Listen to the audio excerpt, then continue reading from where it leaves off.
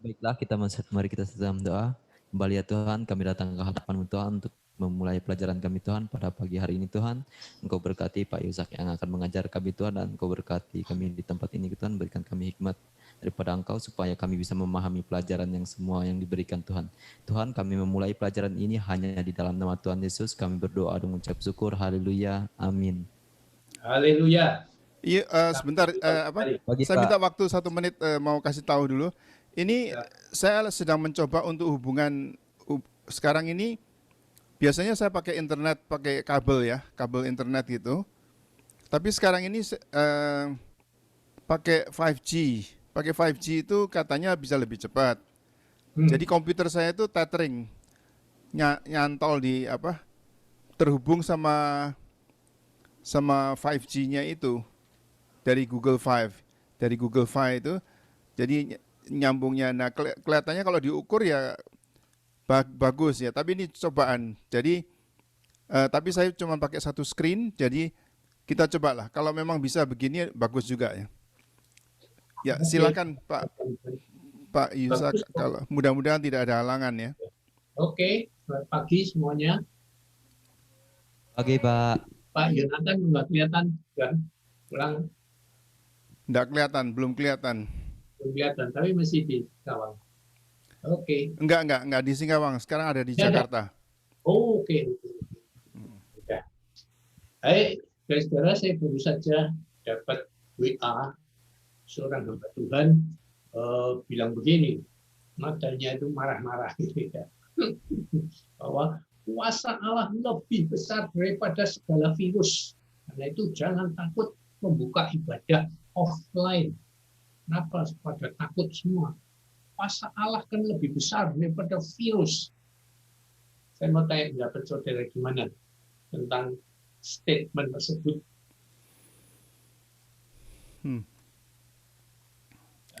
Ayo coba, ayo ini belajar hermeneutik. Adik-adik gimana? Ayo coba beberapa menjawab gitu pandangannya. Yuk, yang laki-laki juga jangan yang laki juga jangan pasif, harus jawab semua juga. Apa pertanyaannya, Pak? Jadi apa pendapat Anda kalau ada seorang hamba Tuhan bilang kuasa Tuhan kan lebih besar dari semua virus? Kenapa gereja pada takut ibadah di tempat on-site gitu? Ya, memang kita akui Pak, kuasa Tuhan memang besar dan kita percaya bahwa kuasa Tuhan itu nyata. Tapi secara manusia Pak, kita juga masih mempunyai rasa takut juga dengan virus corona Pak. Nah, jadi karena kita udah ngelihat kan di kiri kanan kita, apalagi di saudara-saudara kita yang udah banyak yang berjatuhan Pak. Banyak pendeta juga yang mati juga gitu Pak. Oke, jadi mana yang benar sekarang? Kita harus takut sama virus corona atau kuasa Allah lebih besar daripada virus? Ini dua statement yang kontradiksi kan ya. Satu pihak kita mengakui 100% benar lah, kalau kuasa Allah pasti lebih besar dari virus, itu jelas sekali, nggak perlu dibantah. Tapi kenapa kok kita tetap tidak ibadah di gereja misalnya? Itu penjelasannya bagaimana coba? Justification-nya, pembenarannya mengapa kita lebih baik tidak ibadah dulu, ya kan? Iya. Apa penjelasannya? Di satu pihak kuasa Allah lebih besar dari virus. Kenapa terus takut ibadah? Kan gitu. Dua hal yang bertentangan. Yang pertama karena kita harus mewaspadainya Pak, karena penularannya kan secara cepat gitu. Ya itu berarti kita takut dan kita mengakui bahwa virus lebih berkuasa dari Allah, itu namanya. Ayo, yang lain. Coba, yang lain. Yang lain jawab dong. Yang lain. Ayo, yang lain. Ini dua hal yang sulit dijelaskan gitu kalau tidak tahu persis duduk perkaranya. Yo, masing-masing punya pendapat ya, jangan pasif. Jangan takut. Pak, menurut saya memang kuasa Tuhan diakui memang lebih besar daripada virus apapun. Saya rasa itu agak lemah kalau kita mengatakan diakui. Memang betul 100% dari Ya, segala itu. memang Ya. ya, Kalau diakui itu 100% sudah lemah itu artinya. Ya, terus yang kedua kenapa? Yang pertama tidak ada masalah, udah pasti Tuhan jauh lah. ya. Tapi kenapa kita lebih baik enggak? Apa ya? Teruskan. Terus tadi mau ngomong apa? Sorry, saya potong. Jadi Apa alasannya? Kasih alasan yang kuat. firman Tuhan kan Pak ada mengatakan jangan takut dan gentar hatimu. Jadi kita jangan juga takut sama virus corona, tapi tetap berharap berpegang teguh kepada firman Tuhan gitu Pak. Ya itu berarti kita ibadah. Kalau simbolnya begitu, kita ibadah. Tidak ada alasan untuk tidak ibadah. Ya kan? Allah lebih berkuasa. Kita percaya Tuhan tolong kita. Ya harus ibadah dong. Itu tidak menjawab pertanyaan saya kenapa kok tidak ibadah. Ayo yang lain. Coba. Ya apa? Bagus sekali. Itu berusaha sekali saya. Ayo yang lain. Laki-laki. Ya, ya menurut saya sih Pak ya Siapa namanya? Sebut namanya Ya. dulu. Yosua. Yosua, oke Yosua. Ya. Kamu Yosua sama dengan saya. Ya kuasa Tuhan memang tidak bisa dipungkiri, memang berkuasa Pak. Itu mutlak. Ya, jadi pertanyaan tadi kenapa meskipun Allah berkuasa, kenapa masih orang enggak, itu kan tadi kan pertanyaannya. Ya. Kenapa orang tidak ibadah? Menurut saya ya mungkin karena Tuhan mengizinkan corona. Tuhan mengizinkan corona ini kan jadi Iya, terus ini bagus. Ini menuju ke kebenaran. Kamu sudah mengatakan benaran. Terus. Ya. jadi Tuhan mengizinkan corona untuk supaya orang itu bisa sadar gitu kan. Seperti contohnya itu kan apa tuh ya. Jadi supaya mereka itu tahu bagaimana caranya mengandalkan Tuhan gitu Pak. Oke, bagus. Apakah mereka masih tetap beriman atau tidak gitu. Oke, bagus. Visual bagus lumayan. Sekarang agape, ayo kita dengan suara agape Anis. Kelas 1.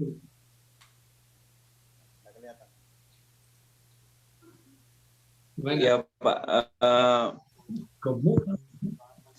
kalau menurut saya kuasa Tuhan memang lebih besar daripada virus Pak. Jadi kita nggak usah takut ibadah Pak. Agape itu kok jadi gemuk itu seharusnya kan Anis yang gemuk kan? Ini akibat lockdown semua. Harusnya Ngidamnya mestinya pindah, Pak. Anis yang jadi gemuk. Kenapa Agape yang gemuk? Saya ngidam jadinya Pak.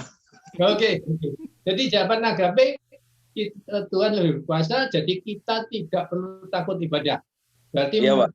mendukung, mensupport penuh pernyataan hamba Tuhan ini tadi. Iya, betul Pak. Ya, dia bilang gitu. Oke, good, saya hargai. Ada lain pendapat lagi lainnya? Anis gimana?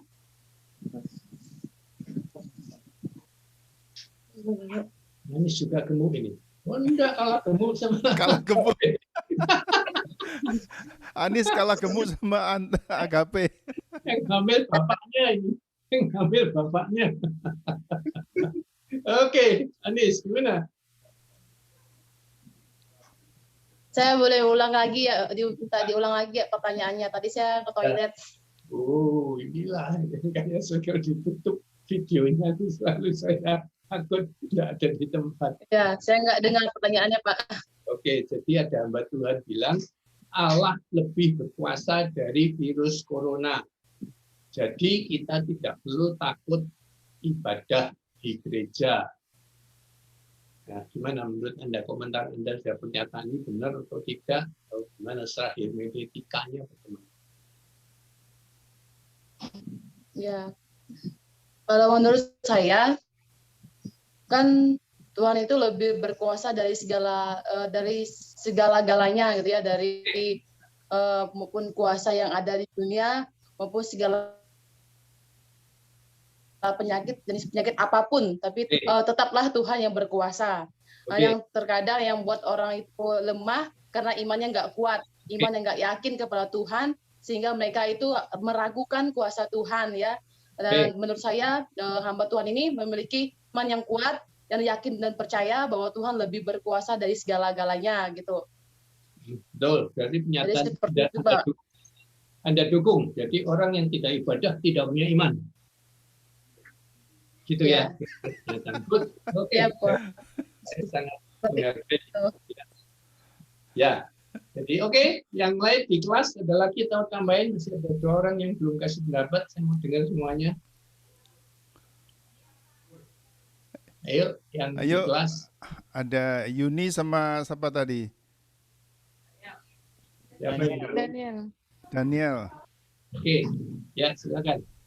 Ayo, apa pendapatmu? Apa? Jadi ada 2 pendapat sekarang ya. Yuni Setuju? siap-siap ya bawa mic-nya ya. Ya, setuju dan tidak setuju dengan pembetulan tadi.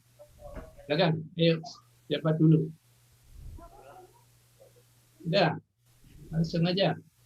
Jangan lama-lama. Oke, Yuni. Baik, Pak.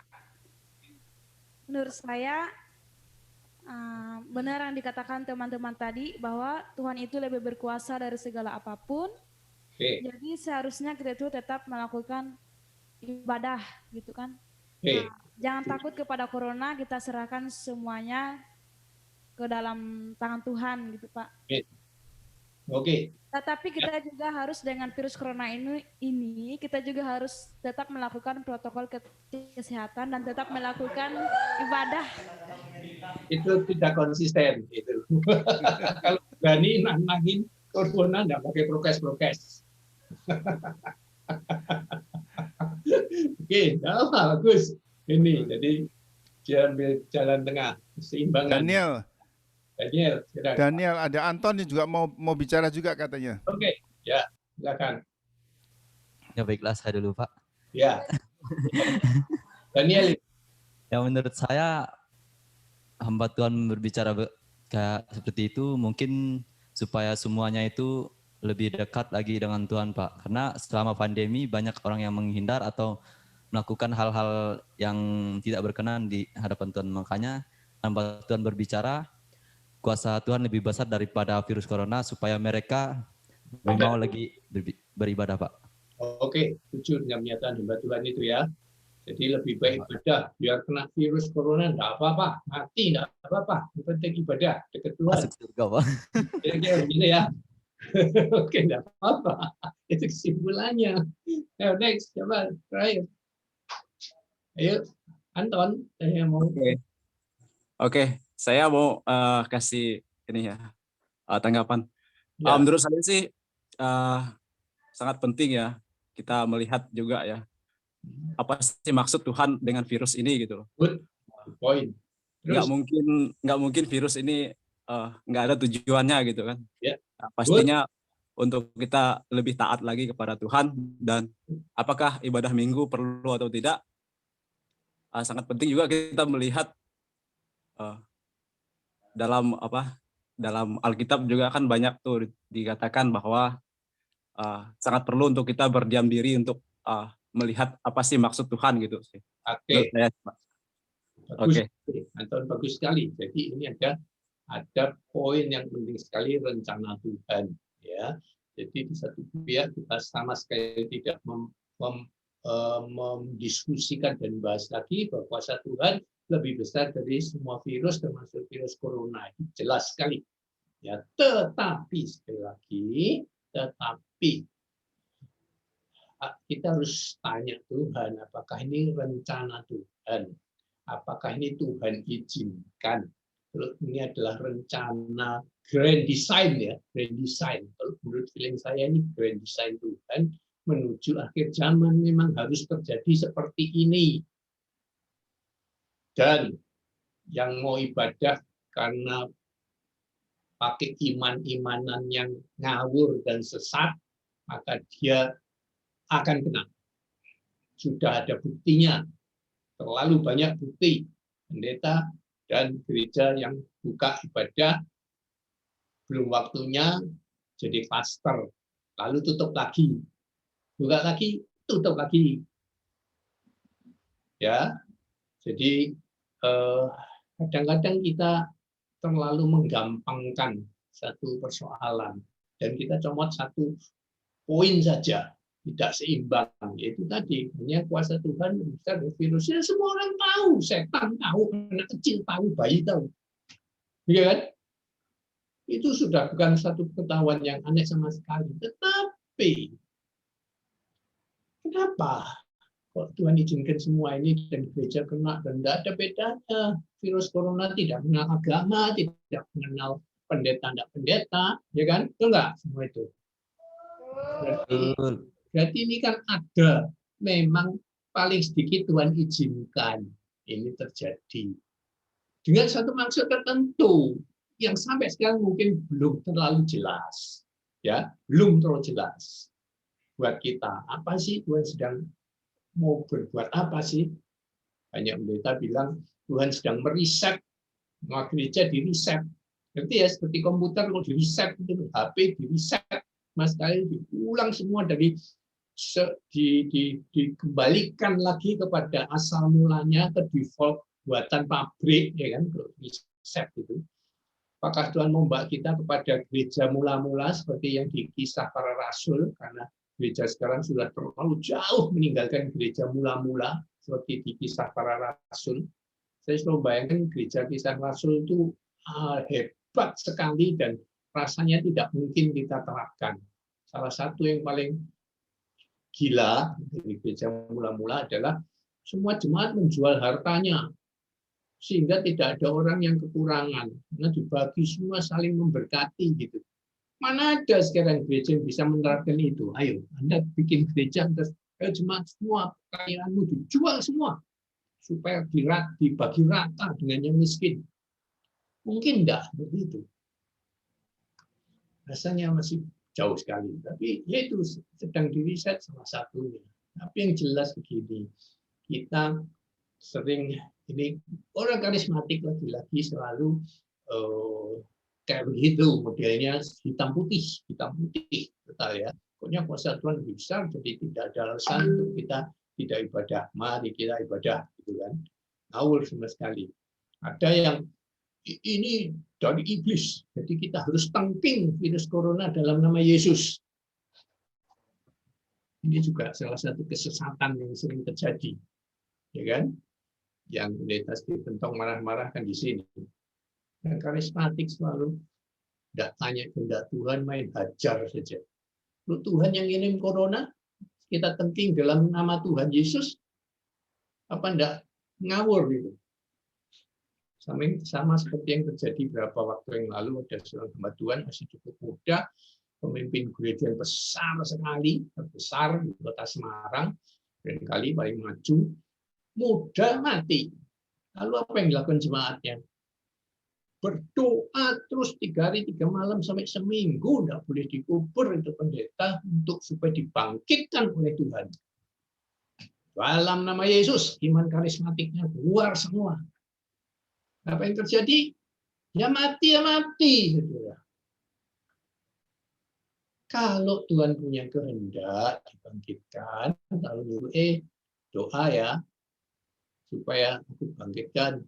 Karena ini bukan rencana aku. Kalau Tuhan bilang begitu ya didoakan. Tapi kalau tidak ada pesan Tuhan sama sekali, tidak tahu rencana Tuhan, memang ini diambil Tuhan dengan satu alasan tertentu kok dilawan.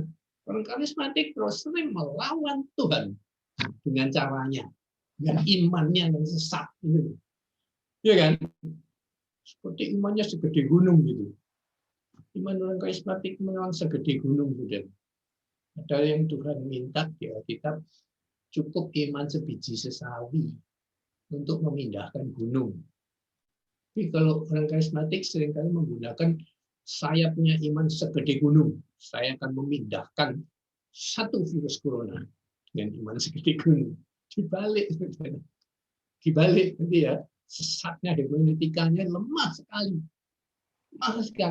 Oleh karismatik sama. Tidak pernah belajar Alkitab. Selalu bilang dari Roh Kudus, bilang begitu. Saya tidak percaya sama sekali. Sebab itu tidak sesuai dengan Alkitab, dengan firman Tuhan. Kalau Roh Kudus bilang harus sesuai dengan firman Tuhan, ya kan? Itu cara ngetesnya kan. Kalau nggak sesuai, lalu yang meramalkan Donald Trump menang 2 kalinya sama.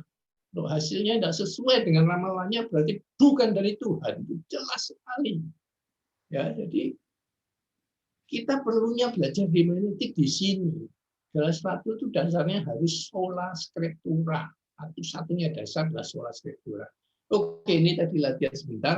Kita sekarang kan masuk ke materi kita.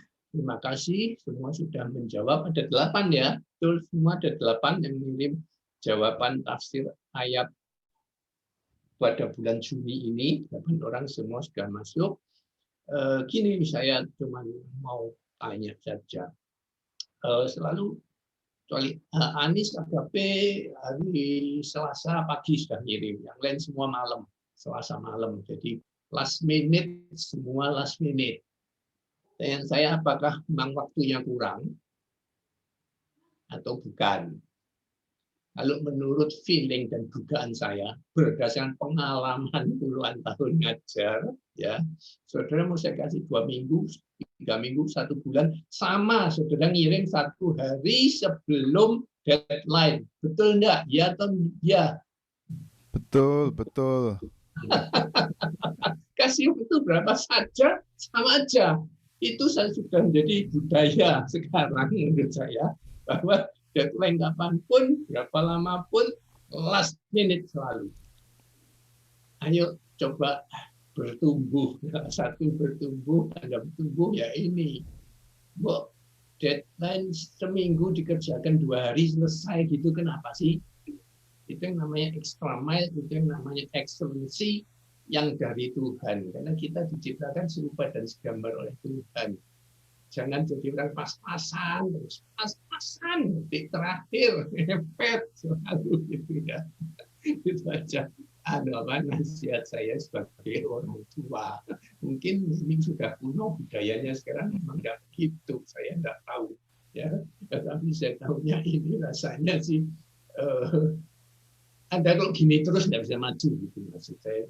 Untuk tujuan kebaikan Anda tidak bisa maju.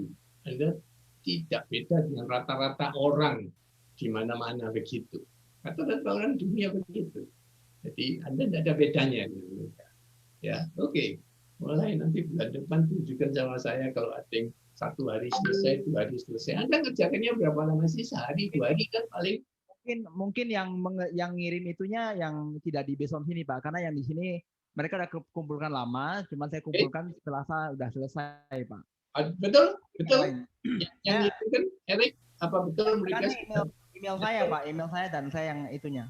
Nyetor lama. Jadi memang mereka sudah masuk lama, terus tapi hanya baru Anda kirim last minute ke saya. Berarti you yang last minute. Ya. Jam 3 Pak. Hah? 3 sore bukan malam Pak. Iya, ya, jam 3 sore hari Selasa ya last minute itu. Saya tidak sempat periksa. Maksud saya itu pertama tidak sempat periksa, kedua kok standar Anda itu segitu aja gitu loh maksud saya. Saya tanyanya, ayo, saya betul apa tidak, saya jujur, Anda sudah selesai 1-2 hari terus dikirimkan ke Erik, lalu Erik nggak kirim-kirim ke saya atau gimana situasinya? Mau tahu aja, tanya aja. Dikumpulkan semua, Pak. Dan kapan dikumpulkannya, hari Selasa atau kapan Anda mengerjakannya itu? Pertanyaan saya itu, kapan Anda selesaikan tugas itu? Daniel 7 Juni. Jalian 7 Juni itu hari Senin. Oke. Salvika tanggal 8 jam 9. Oke, 7-8. Yosua tanggal 7 jam 12, karena kita sistemnya ngumpulkan semua dulu Pak, karena saya bantu kirimkan email. Oke. Tanggal 8 jam 11, yang terakhir punya Yuni, itu jam 3, setelah selesai punya Yuni, saya langsung kirim email. Ya, oke. Jadi tidak usah dikumpulkan, lain kali siapa yang duluan ngirim, ya langsung dikirimkan. Supaya saya tahu, oh orang ini lebih serius dari teman-temannya. 1 hari di depan, gitu maksud saya. Ya. Supaya saya tahu mana yang lebih cepat kerjanya. Tapi tetap 7-8 tidak berbeda. Ya. Jadi saya cuman ini nasihat. Lalu bisa diselesaikan 1 hari, besok saya kasih tugas hari ini, besok diselesaikan, besok bisa dikirim. Kan bagus gitu loh, maksud saya begitu aja.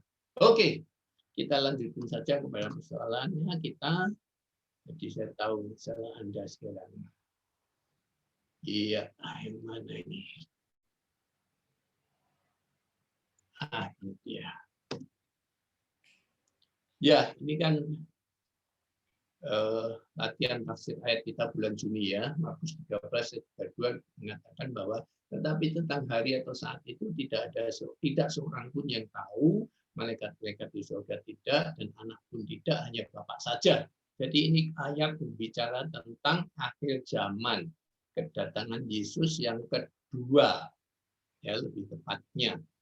Jadi menurut ayat ini yang dikatakan oleh Yesus sendiri bahwa tidak seorang pun yang tahu, hanya Bapa saja yang tahu.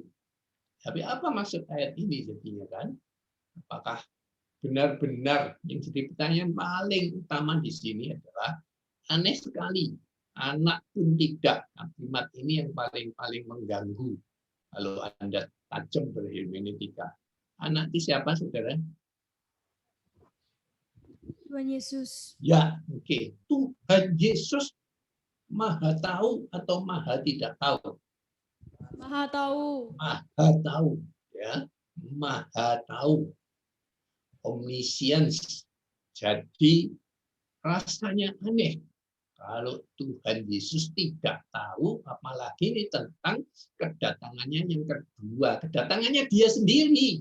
Ini bicara tentang dia sendiri. Dia nanti akan datang. Dia sudah bilang, aku nanti akan datang 2 kali. Ketika dia naik surga. Tapi masa dia tidak tahu kapan dia datangnya kedua kali? Itu kan dirinya sendiri yang datang gitu. Ini yang sangat mengganggu. Benar enggak? Kalau saya baca ayat ini, kontroversinya yang paling tajam ada di kalimat anak pun tidak. Kalau malaikat ya oke lah. Itu sudah jamak dan enggak masalah.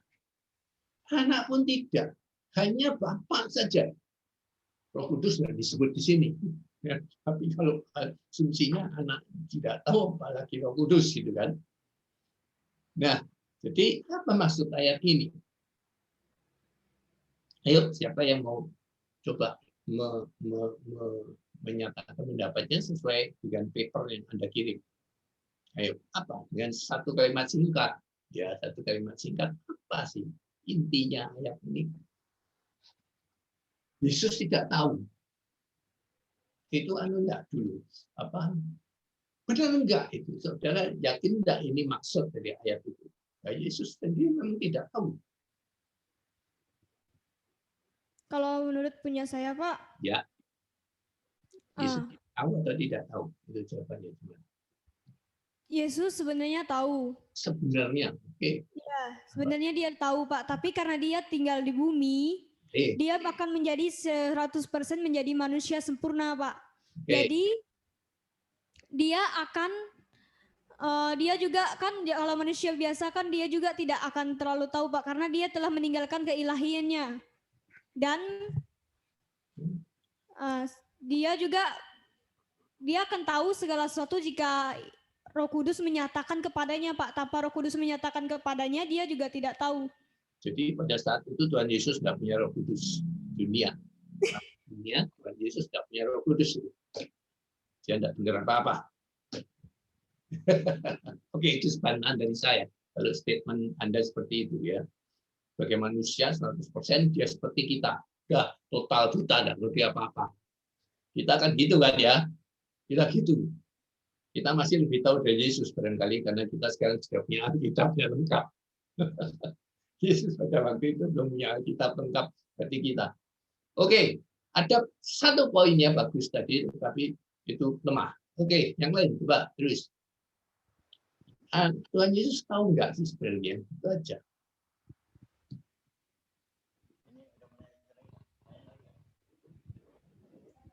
Silakan. Ya, menurut yang saya dapati, Yesus memang tahu. Yesus memang maha tahu, dia tahu segalanya. Bahkan dia tahu kedatangan yang kedua kalinya. Tapi kenapa dia mengatakan kepada muridnya? Tidak tahu. Ya, kenapa? Itu pertanyaannya. Kenapa dia bilang di ayat ini aku nggak tahu gitu kan? Ya, Yesus memang sengaja dia bilang tidak tahu kepada murid-muridnya karena dia memiliki alasan supaya murid-muridnya itu berjaga-jaga. Nah, kalau dia bilang tahu maka muridnya tidak akan berjaga-jaga. Good point. Ini siapa? Siapa ini? Bagus sekali poin Anda. Siapa? Siapa namanya? Yosua.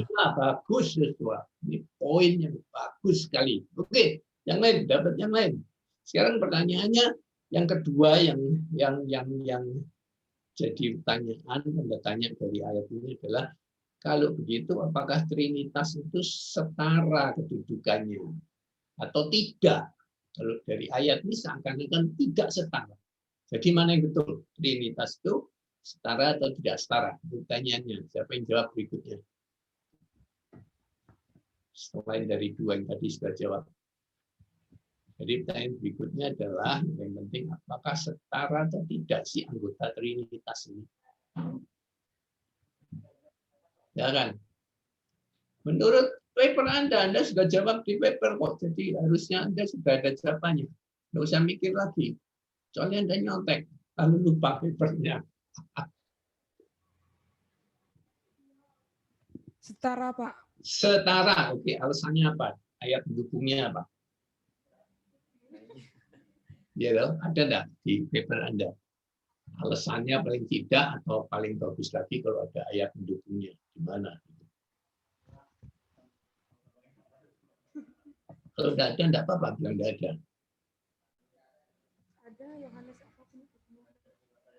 Yang di paper Anda tulis apa? Jangan perlu cari sekarang. Anda kan sudah menyelesaikan pekerjaan rumahnya.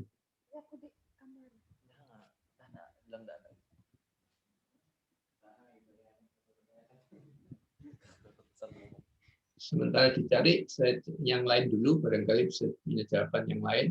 Setara atau tidak setara? Pertanyaannya itu dulu. Yang lain boleh nyusul. Mic-nya bisa diberikan dulu.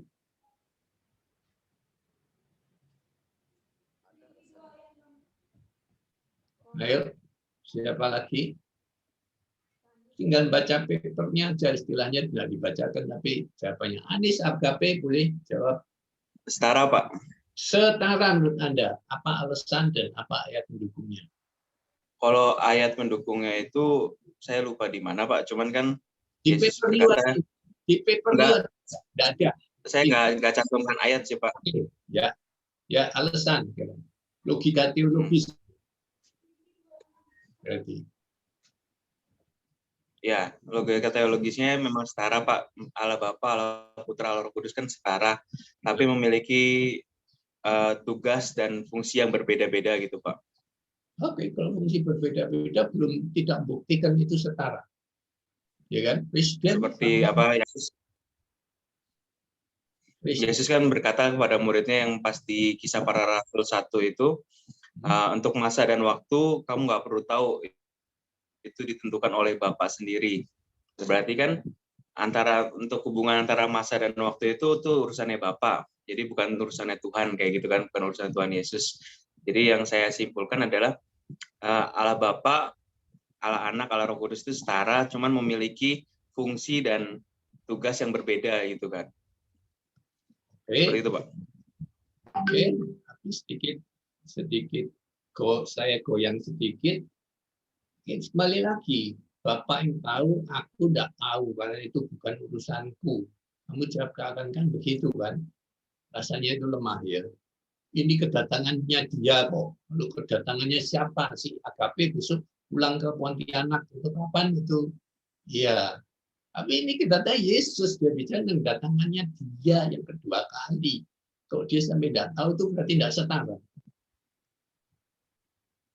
Benar nggak?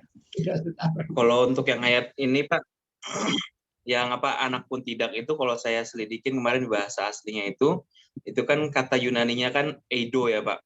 Kata eido ini ternyata dalam strong definition itu dia memiliki arti past tense, Pak. Jadinya yang masa lampau. Jadi saat itu kalau bisa saya lihat berarti saat itu memang anak tidak tahu karena Yesus sebagai manusia saat itu. Tapi setelah Yesus sudah dipermuliakan, dia sudah selesaikan misinya di bumi, jelas dia tahu karena setelah itu kan dia akan turun ke bumi gitu Pak. Itu hampir sama dengan yang tadi. Tapi koreksi kata aslinya oida itu justru present tense, bukan past tense. Present tense, jadi masa sekarang. Masa sekarangnya Tuhan Yesus waktu ngomong, aku sekarang ini tidak tahu. Itu kata kalau pakai oida ya. Karena bahasa kita tidak mengenal past tense dan present tense, jadi hanya bicara tahu dan tidak tahu. Tapi maksudnya di sini adalah oida itu anak pun saat ini tidak tahu. Nah, itu penjelasannya yang benar. Kamu tadi nyinggungnya agak terbalik. Past tense itu berarti yang lalu. Jadi sekarang ini ketika Tuhan Yesus sedang ngomong ini kan, waktunya ini kan ayat ini diucapkan pada masa lalu, tapi untuk Tuhan Yesus itu pada masa sekarangnya dia kan, ya itu oida. Oke, good. Agape itu salah satu dari bahasa asli, salah satu gunanya seperti itu. Tapi sumber kamu kok kurang akurat gitu tentang past tense dan present tense. Oke, Anis, gimana? Saya kemarin lihat di kamus soalnya kayak gitu Pak, pas saya buka di kamus di Strong itu past tense Pak tulisannya Pak. Ya, tapi past tense-nya apa tadi kamu bilang? Bukan oida. Bukan oida, tapi kamu tadi bilang apa? Ya, saya mungkin salah baca kali. Enggak, ya, sebutkan memang kata lain. Mungkin itu past tense-nya dari oida. Nah, yang di ayat ini oida. Present tense gitu. Oke, coba diteliti lagi nanti. Yang lain coba teruskan, barangkali mau tambahkan. Setara atau tidak setara Trinitas ini?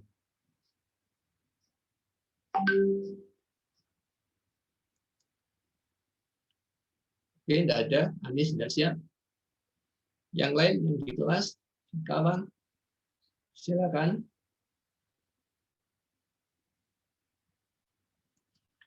Oke. Ya, siapa mau bicara? Yang di Besom lagi mati lampu, Pak. Oh, mati. Jadi tunggu genset ini ya? Iya, mungkin gensetnya habis bensin, Pak. Oh, aduh. Di bensin dulu kalau gitu. Ya. Oke. Ya, jadi gimana ini? Pak David, gimana kita teruskan atau gimana dulu? Yang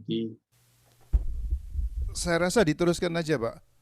Nanti kan mereka bisa lihat recordingnya. Oke. Ya, jadi untuk mengetahui lebih dalam lagi saya coba ambil versi lain ya dari ayat tersebut. Saya ambil dari bahasa Indonesia sehari-hari. Ya, bunyinya Matius 13:32 itu, meskipun begitu tidak seorang pun tahu kapan harinya atau kapan jamnya. Malaikat-malaikat di surga tidak, dan anak pun tidak, hanya Bapa saja yang tahu. Jadi prinsipnya sama.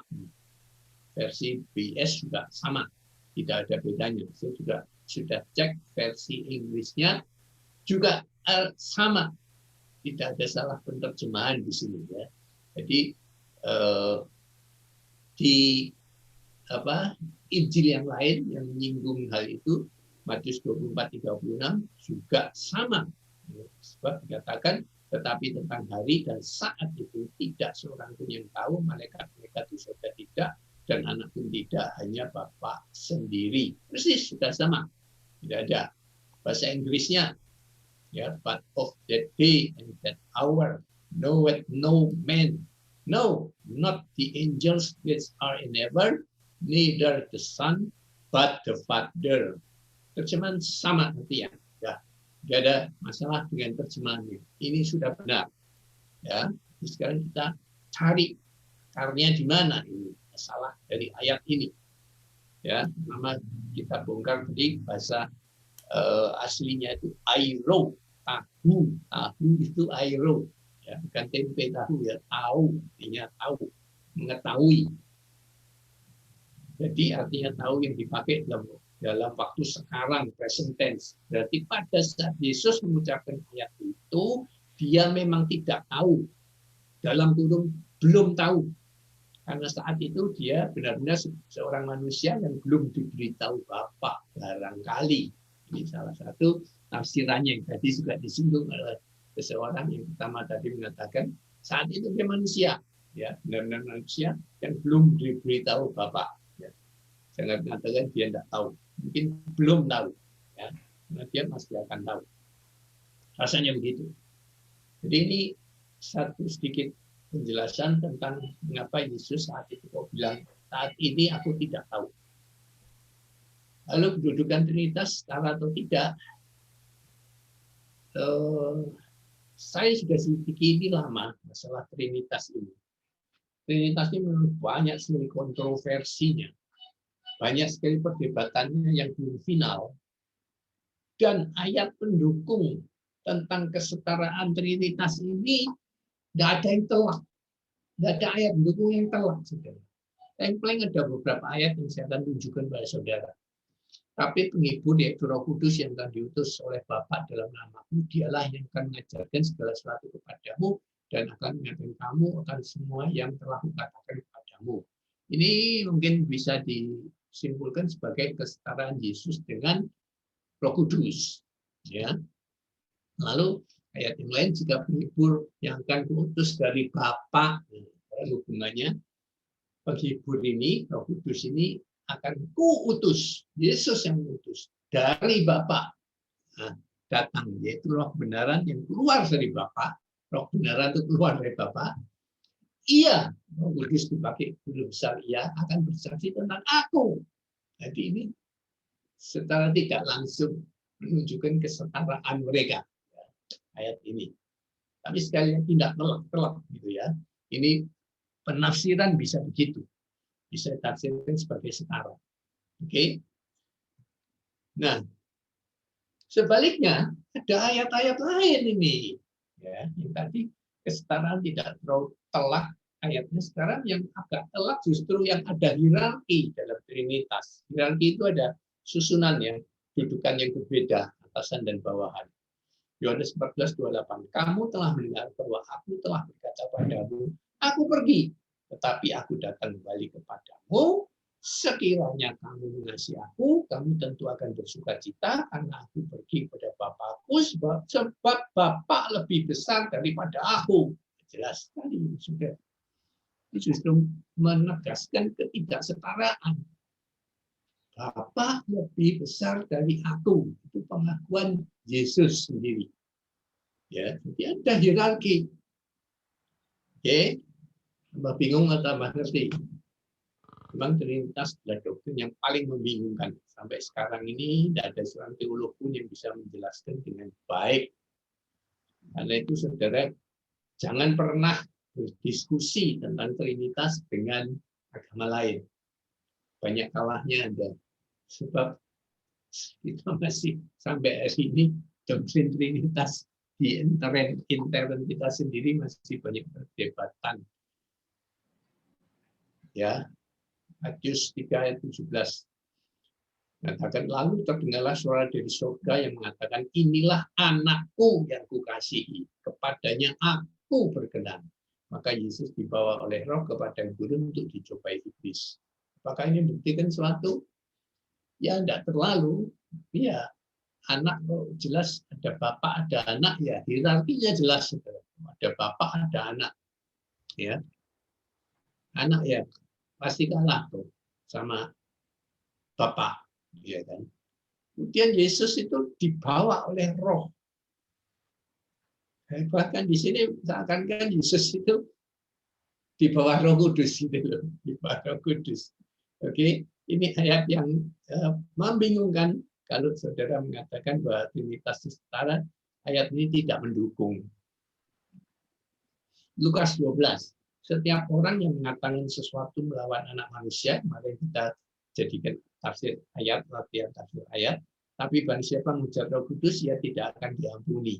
Di sini Tuhan Yesus sepertinya menempatkan dirinya lagi-lagi di bawah Roh Kudus gitu loh. Oke, tidak apa-apa lah kalau mengucap aku tidak apa-apa. Melawan aku enggak apa-apa, menantang aku enggak apa-apa. Tapi jangan hujat Roh Kudus. Akan-akan dia lebih tinggi bosnya Yesus gitu. Oke? Jadi sekali lagi kesetaraan Trinitas masih jadi perdebatan saat ini. Jadi kedudukan anggota Trinitas menurut dunia persilatan, ya, para ahli teolog dunia, setara atau tidak setara belum ada kepastian final tentang hal ini.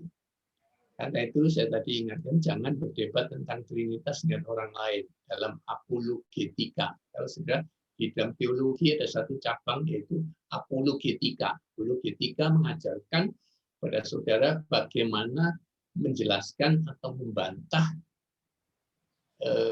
tuduhan-tuduhan yang tidak benar dari agama lain tentang kekristenan. Ya, salah satu yang paling senang ditembak oleh agama lain adalah bahwa orang Kristen Allahnya ada 3. Ya.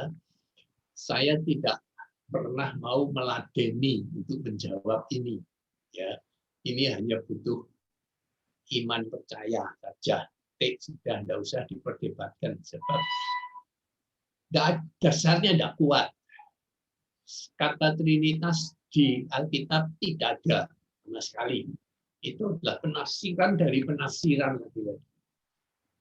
Ya, doktrin Trinitas lahir dari penafsiran terhadap penafsiran. Karena itu diakui ini salah satu doktrin yang paling sulit menjelaskan. Banyak orang menjelaskan seperti ini. Contohnya Joko Widodo itu satu orang kan, ada Joko Widodo lain. Tapi dia punya beberapa fungsi. Satu sebagai Presiden Republik Indonesia. Oke. Kedua, di rumah dia sebagai kepala keluarga. Ya. Ketiga, di perusahaannya dia sebagai CEO, presiden direktur atau apa saja, owner, pemilik perusahaan mebel. Tapi orangnya kan cuma satu, tapi ada 3 posisi, 3 tempat. Ini juga tidak terlalu menjelaskan dengan baik tentang Trinitas. Ya, mana yang lebih tinggi? Ya, tentu saja presiden yang paling tinggi. Ya, tukang mebel sama kepala keluarga tidak tahu yang lebih tinggi, kurang jelas juga. Ya, jadi ada hierarki juga. Jadi ini susah. Lagi. Tapi yang paling penting ini saja. Ini saja yang kita perlu. Sekali lagi dalam menafsirkan satu ayat, belum tentu kita dapat mengerti dan menjelaskan semua dengan tuntas. Sebagian masih dalam perdebatan teologis yang belum berakhir. Ya. Jadi maksud ayat ini utama itu saja yang paling penting. Tuhan Yesus cuma ingin memperingatkan, jangan coba-coba mereka-reka, ya, mereka-reka, mengira-ngira, memprediksi, meramal-ramal waktu kedatangan Yesus yang kedua. Karena menurut logika teologi saya, ini hak kedaulatan Tuhan yang mutlak. Entah itu Allah Bapa, entah itu Trinitas, saya katakan di sini pakai istilah Tuhan. Itu hak kedaulatan Tuhan yang mutlak. Tuhan mesti punya satu hak tertentu yang kita nggak perlu tahu dong. Ya, misalnya seperti kalau contohnya hak prerogatif presiden untuk mengganti menteri itu mutlak sekali, saudara. Ya. Orang selalu banyak meramal, mereka-reka, memperkirakan, memperhitungkan dengan segala tafsir politik mereka, siapa nanti menteri yang akan diganti. Tapi sekali lagi, kebanyakan tidak benar. Kalau tahu benar itu kebetulan sekali. Karena bahkan itu hak mutlak kedaulatan dari presiden untuk menentukan menterinya. Tidak usah diramal-ramal, tidak usah direka-reka. Mudah, tunggu saja pengumumannya selesai. Gitu. Itu maksud Tuhan Yesus. Tugas kita cukup, jadi yang dimaksud Tuhan bukan kita belajar eskatologi itu bukan meramalkan kedatangan Tuhan Yesus, tapi mempersiapkan diri supaya kita berjaga-jagalah. Itu pesan dari firman Tuhan ayat Markus tadi itu. Markus 13:32 itu hanya satu pesan utamanya, berjaga-jagalah karena tidak ada seorang pun yang tahu kapan itu terjadi. Mungkin dia lebih-lebihkan sendiri dengan mengatakan aku pun tidak tahu. Itu mungkin kalimat yang dia lebih-lebihkan sendiri. Oke? Dan bersiap-siap setiap saat. Mulai dari sekarang ini. Jadi persiapannya jangan kalau sudah terjadi, sudah terlambat. Orang tidak mau bersiap-siap dari sekarang. Dia manusia lebih senang mengetahui kapan. Jadi kau ketahuin kapan, nanti seperti Anda, last minute. Last minute, mereka baru akan berjaga-jaga. Jadi Anda dikasih tugas 1 minggu, last minute baru mengerjakannya. Itu sifat manusiawi sekali. Tapi Tuhan tidak mau seperti itu. Saya lagi standar manusia terendah. Tuhan ingin berjaga-jaga mulai dari sekarang. Karena the end time is imminent. Ya, itu doktrin yang sudah disepakati bersama, cuman itu tentang eskatologi. Artinya the end time is imminent itu artinya akhir zaman dapat terjadi setiap saat. Jangan salah tangkap. Banyak orang menafsirkan the end time is imminent itu artinya akhir zaman sudah dekat. Enggak. Beda antara akhir zaman dapat terjadi sewaktu-waktu dan akhir zaman sudah dekat, itu beda. Kalau akhir zaman sudah dekat berarti memang benar-benar sebentar lagi. Tapi kalau end time is imminent itu artinya kapan saja bisa terjadi. Bisa jadi hari ini, bisa 1000 tahun lagi. Bisa 2000 tahun lagi. Itu imminent. Oke, jadi bisa kapan saja. Karena itulah satu-satunya senjata pamungkas untuk mengatasi masalah tersebut bukan meramal, tetapi berjaga-jagalah. Jadi konteks ayat ini adalah berjaga-jagalah. Ayat 32 yang kita sedang bicarakan tadi sudah dikatakan. Lalu ayat 33 langsung setelah itu ini bunyinya, hati-hatilah, ya setelah dia mengatakan tidak ada seorang pun yang tahu. Jadi pesannya hati-hatilah dan berjaga-jagalah. Sebab kamu tidak tahu bila manakah waktunya tiba. Dan halnya sama seperti seorang yang bepergian, yang meninggalkan rumahnya, dan yang menyerahkan tanggung jawab pada hamba-hambanya, masing-masing dengan tugasnya, dan memerintahkan penunggu pintu supaya berjaga-jaga. Saya lanjutkan ayatnya sampai 37. Karena itu, sekali ketiga kalinya Tuhan Yesus bilang, berjaga-jagalah, sebab kamu tidak tahu bila manakah tuan rumah itu pulang. Menjelang malam, atau tengah malam, atau larut malam, atau pagi-pagi buta, supaya kalau ia tiba-tiba datang, jangan kamu didapatinya sedang tidur. Apa yang kukatakan padamu, kukatakan pada semua orang. Berjaga-jagalah. 4 kali saudara dalam 2 ayat. Sesudah dia mengatakan dia tidak tahu tentang akhir zaman itu, dia 4 kali berkata berjaga-jagalah. Jadi ini konteksnya ayat ini Tuhan ingin kita cuma berjaga-jaga, titik, itu saja pesan dari firman ini. Tidak penting anak tahu atau tidak tahu, tidak penting Trinitas setara atau tidak setara, itu tidak mempengaruhi. Bagi kita ini tidak tahu titik, sehingga hanya satu yang kita perlukan, yaitu berjaga-jaga. Oke, saya stop sampai di sini dulu, nanti dilanjutkan, dan nanti juga saya kirimin file dari PowerPoint ini, karena waktu saya sudah habis. Kalau ada pertanyaan, silakan.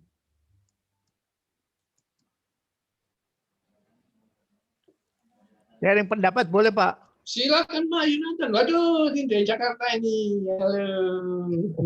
Ya, halo. Sehat ya Pak. Ini tentang ini ya, COVID ya Pak ya. Ya, oke. Boleh saya sharing? Ini pendapat ya, pendapat Oke. pribadi ya. Ya, silakan. Jadi saya tidak hanya mengatakan bahwa COVID itu mungkin atau dibolehkan oleh Allah, tapi saya malah mungkin lebih ke arah ini desain Allah. Jadi Allah yang menetapkan dan mendesain, dan sama seperti Allah menetapkan gaya tarik bumi. Jangan kita mengatakan Allah kan lebih besar dari gaya tarik bumi, jadi saya lompat daripada gedung tingkat 3 ya, konyol, mati. Tapi kita harus pelajari gaya tarik bumi itu seperti apa. Sehingga kita sekarang kan sangat memanfaatkan gaya tarik bumi. Sehingga kita bisa jalan, jalannya tidak mentul-mentul begitu. Karena kita bisa jalan dengan baik, berat badan kita cukup. Nah, sama seperti juga waktu Allah menetapkan hujan es. Langsung apa yang terjadi? Pegawai-pegawai Firaun yang percaya akan kata-katanya Musa itu langsung, anak-anak jangan keluar, besok jangan keluar. Binatang-binatang masuk kandang semua supaya tidak mati ketiban hujan es. Mereka percaya dan mereka melakukan itu sesuai dengan setelah mereka pelajari kalau hujan es jatuh ya ketimpa hujan es ya pada mati nanti. Ya. Nah, sama seperti juga kalau Allah menetapkan virus, kita pelajari virus itu seperti apa. Pakai masker. Di gereja-gereja di Singkawang, puji Tuhan banyak gereja-gereja gede itu ibadah tatap muka, tapi jaraknya 1 meter, 1,5 meter. Masuk itu harus cuci tangan, harus di temperatur dicek, harus disemprot masuk dalam ruangan yang seperti ada uapnya itu ya, uap untuk mematikan semua virusnya itu. Dan itu bijaksana. Jangan-jangan ini, nah kita sekarang kan merasakan ini rugi, adanya virus ini rugi. Tapi kita belum melihat banyak untungnya, belum kelihatan untungnya. Mungkin orang-orang IT seperti Eric laris sekali ya. Online itu laris sekali, wah luar biasa pada saat ini. Sebab orang butuh makan, orang butuh pakaian, orang butuh segala kebutuhan, tapi nggak bisa ke mall atau nggak bisa belanja sendiri, jadi online-nya laris sekali.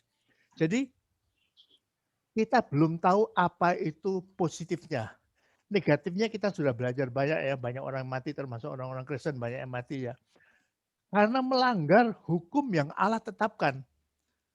Nah, hukumnya itu apa? Sama seperti hukum gaya tarik bumi, sama seperti hukum virus ini, sama seperti kacamata.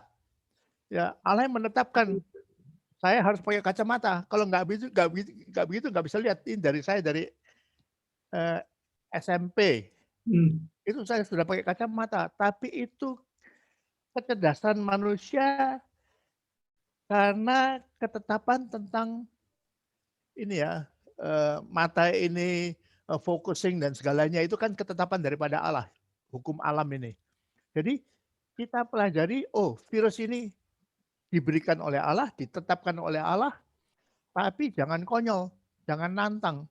Sama seperti hukum gaya tarik bumi, jangan lompat dari puncaknya besom di Singkawang, bakal mati nanti. Jangan juga keluar pada waktu ada hujan es. Jadi harus bijaksana. Jadi kalau pendeta-pendeta yang nantang itu bukan berarti wah mereka beriman Tuhan akan mengalahkan, Allah lebih besar daripada virus. Bukan, itu konyol itu.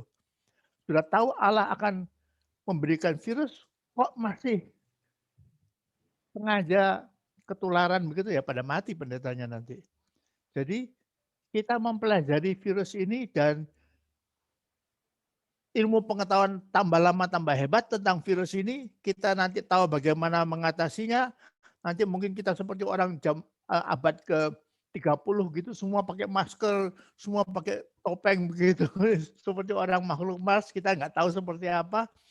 Tapi saya percaya Allah memang lebih besar daripada virus, tapi kalau ini datang dari Allah, jangan dilawan. Sama seperti Allah lebih besar daripada hukum atau bongkah-bongkah es itu yang jatuh dari angkasa, tapi jangan dilawan itu. Jangan mengatakan, saya punya Tuhan, saya bisa jalan keluar waktu hujan atau batu-batu es itu pada turun. Jangan, konyol. Nanti kita akan mati juga. Nah itu pendapat pribadi saya sekarang. Belum ada bukti-buktinya, tapi diharapkan agak benar lah.